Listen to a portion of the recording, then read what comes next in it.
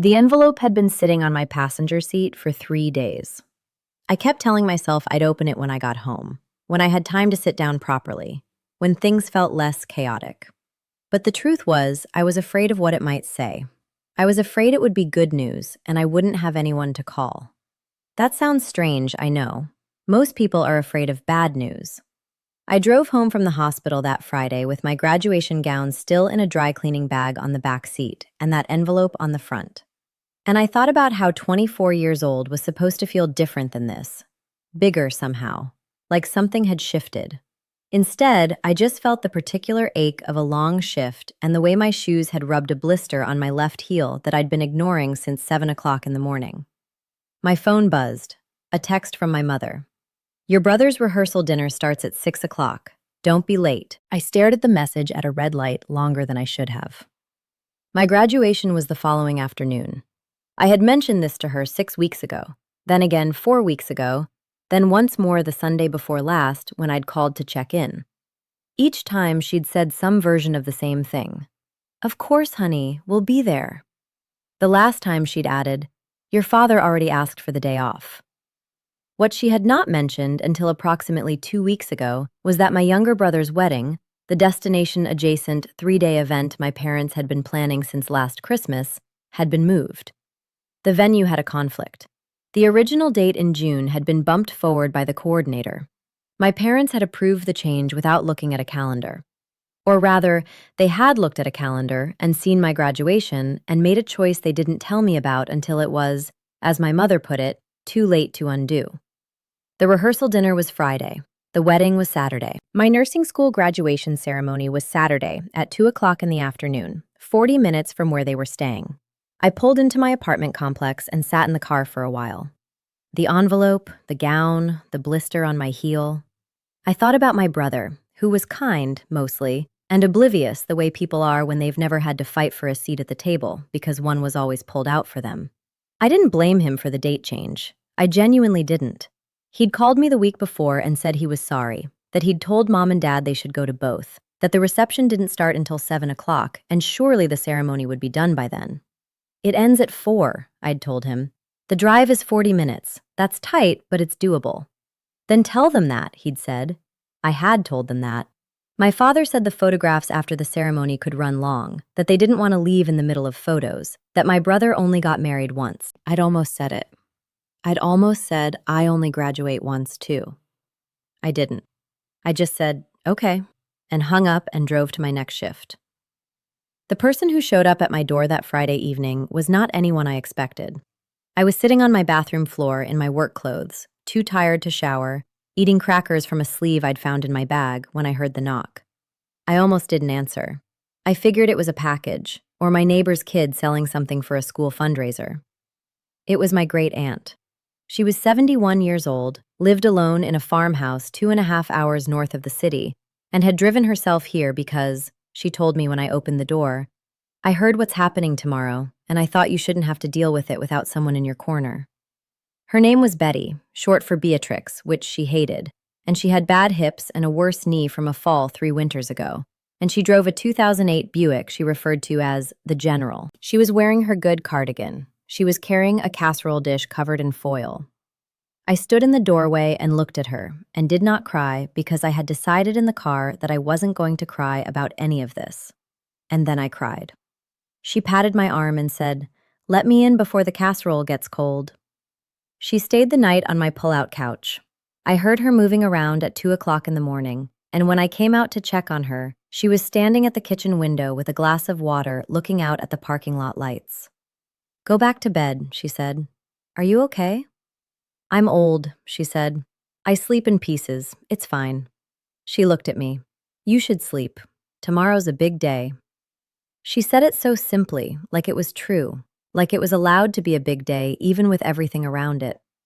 I went back to bed. In the morning, there was coffee made and the casserole, which was an egg and potato thing she'd gotten from a church cookbook and had made for every significant occasion in my life since I was small. She'd made it the morning of my high school finals. She'd sent a frozen version with my mother when I started college. It was the most dependable thing I could think of. I showered. I did my hair. I put on the dress I'd bought in March when I still thought my parents would be there, and I wanted to look nice in photographs. My phone had 3 texts. One from a mother, a photo of the rehearsal venue with the caption, "So beautiful." One from my brother, "Good luck tomorrow, proud of you." One from a classmate asking if I wanted to carpool. I rode with Aunt Bet. She drove slowly and deliberately and kept the radio on a classical station she liked, and she didn't try to make me feel better or worse about anything. She just drove. When we got to the parking structure, she said, "Tell me where to go." And I guided her to the visitors section, and we walked together across the plaza, her cane clicking on the pavement, my heels doing the same. My classmates had families everywhere, balloons, signs with names on them, and glitter letters. A woman near the entrance was crying already, before the ceremony had even started, holding her daughter's face in both hands while her daughter said, "Mom, stop my mascara." I watched them and felt something complicated move through me. Not jealousy exactly, something quieter. Aunt Bet touched my elbow. "Where do we go?" I showed her to the seating section and got her situated in an aisle seat so she could stretch her knee. And then I had to go line up with the others. "Go," she said. "I'll be the one crying in the 3rd row." "You said you don't cry." "I said I don't cry at funerals," she said. "Graduations are different." I don't remember most of what the dean said. I remember the way the auditorium smelled like a gymnasium underneath the flowers and the perfume of 400 guests. I remember the person in front of me in line kept shifting her weight from foot to foot, and the sound her heels made. I remember that when they called my name, I walked across the stage, and someone put a diploma in my hands and shook my hand and said, "Congratulations." And I said, "Thank you," and smiled for the photographer. And that was it. That was 4 years. That was every double shift and every exam I'd failed the first time and passed the second. That was the semester I got mono and studied through a fever of 102. That was the night in my 2nd year when I sat in the hospital parking lot at midnight and called my mother and told her I didn't think I could do it, that it was too hard, that I was too tired. She told me, "You always overthink things. Sleep on it." I'd slept on it. I'd gone back. I walked back to my seat holding the diploma and thought, I did this. Not they did this. Not we did. I did. It felt important to know the difference. Aunt Bet was in the 3rd row, like she'd promised, and she was crying, like she'd promised. And when I found her after the ceremony, she grabbed both my hands and said, "I want you to know I am so proud of you. Your grandmother would have been beside herself." My grandmother had died 4 years ago, the summer before I started nursing school. She'd been a practical woman who believed in direct action and did not tolerate self-pity, which I had always appreciated because it meant she took me seriously. She'd told me once when I was in high school, "Don't wait for people to hand you things. Build the shelf yourself and put your own things on it." I thought about that a lot in nursing school. I thought about it then, standing in the auditorium lobby with Aunt Bet's hands around mine, the diploma in my bag, my family 2 counties away taking photographs in front of a floral arch. "Let me take you to lunch," she said, "wherever you want." We went to a diner near campus that I'd been going to since my 1st year, the kind of place with laminated menus and bottomless coffee and pie that came in wedges the size of a paperback book. I ordered the club sandwich. She ordered the soup. We sat in a corner booth and talked for 2 hours about everything and nothing, her garden, my classmates, a book she'd been reading, the hospital where I'd be starting next month. "You're going to be very good at this," she said. "I hope so." "I know so," she said, the way old people say things when they've lived long enough to stop hoping and just know. "You've got your grandmother's backbone." I paid for lunch, she argued. I won. My phone rang at 4:30. I was in my apartment by then, still in my dress, sitting on the couch with Aunt Bet watching a home renovation show, the diploma leaning against the coffee table because I hadn't decided where to put it yet. It was my mother. I looked at the phone for 2 rings before I answered. "Hi," I said. "Hi, baby. How did it go?" Her voice had the slightly distracted quality it got when she was doing something else, moving through a crowd, checking her appearance, scanning a room. "It was good," I said. "Good. That's so good. Your brother looked so handsome today. You should see the photos. The venue is it's stunning, honestly. I'm going to send you pictures. I waited. Is everything okay? She heard something in my silence, maybe. I'm fine, I said. We'll celebrate when you're home for the holidays, she said. We'll do a whole dinner. Your father wants to take you to that steakhouse you like. I thought about the steakhouse. I thought about sitting at a table in December, 6 months from now, eating a ribeye while they talked about the wedding and how beautiful everything had been, and how my brother was so happy. Sure, I said.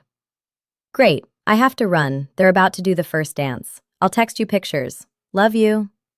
Love you too. She hung up.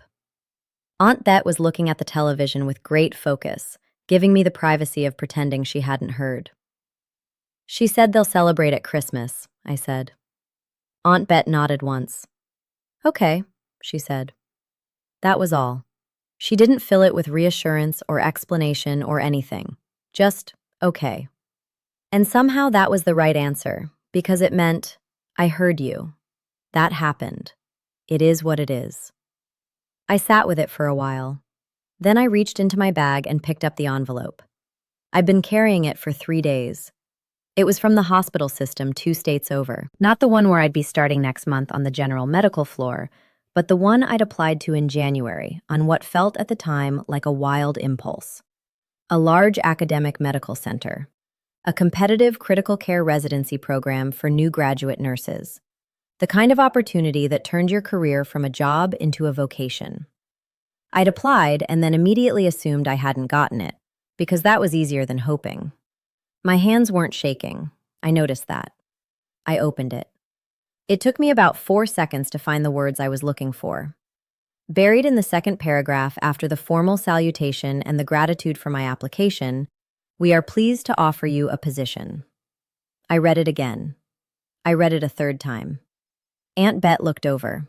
She saw my face. Well, she said. I handed her the letter. She read it slowly, the way she did everything, her lips moving slightly. Then she set it down on her knee and looked at me with an expression I didn't have a word for. Not just happy, but something older and fuller than that. Like watching something arrive that had been traveling a long time. 2 states over, she said. Yes, that's a big move. Yes. She handed the letter back.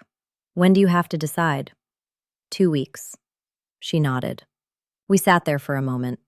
Aunt Bet, I said, what do you think I should do? She looked at the television. A couple on the renovation show was standing in a gutted kitchen looking dismayed. I think, she said slowly, that you already know. I think you've known since January. I think you applied because some part of you was ready, and I think you've been waiting to feel like you had permission. I was quiet. You don't need permission, she said. You never did. I called the program coordinator the following Monday. I said yes. I called my employer the same afternoon and submitted my notice effective at the end of the month. My supervisor, a woman who had mentored me through my final clinical rotation, said she was sorry to lose me and proud of me in the same breath, which I thought was the most generous thing a person could do. I did not call my parents that day. I drove to the craft store and bought a simple frame for the diploma. I put it on my bedroom wall above the desk where I'd studied for 4 years, where I'd cried over pharmacology and highlighted textbooks until the highlighters ran dry and stained my fingers for days. I looked at it for a long time. Then I started looking at apartments. I told my parents 3 weeks later on a Sunday call. My father went quiet for a moment and then said, "That's a long way." "It's a great program," I said. "It's what I've been working toward." "We just thought you'd stay closer," my mother said. "Your brother's here, and we thought—" "I know what you thought," I said. I kept my voice even, but I need to do what's right for my career. There was a pause. "When are you leaving?" my father asked. "End of the month." Another pause. "We'll come help you move," my mother said, and I could hear her recalibrating, trying to find a way back in. "I've got it covered," I said. "A friend from school is helping. I'll let you know when I'm settled." I heard my mother take a breath to say something else. "I should go," I said. "I'll call when I'm there." Moving day was a Saturday. My classmate and her boyfriend drove the van. Aunt Bet could not come. Her was acting up, and I wouldn't let her attempt the drive. She sent me off with a card and a check that I told her was too much, and that I cashed anyway because she told me if I didn't, she'd be insulted. Inside the card, she'd written in her careful cursive, "Your grandmother built her shelf. You built yours. Now fill it with whatever you want." I packed the card between layers of clothing in my suitcase so it wouldn't get crushed. I packed the diploma last, wrapped in a towel, in the back seat of my car where I could see it. The drive took 6.5 hours. I drove most of it alone, my classmate and her boyfriend in the van ahead of me, and I had the windows down for the last 2 hours and the radio up. And there was a stretch of highway where the landscape opened up into something wide and flat and new, nothing familiar in any direction, and I felt it then. The thing I hadn't expected. Not grief, not relief, not pride exactly. Freedom, maybe. The specific kind that doesn't come from running away from something, but from finally running toward it. The kind you have to earn. I thought about my mother and her text of the beautiful venue. I thought about my father and the steakhouse in December.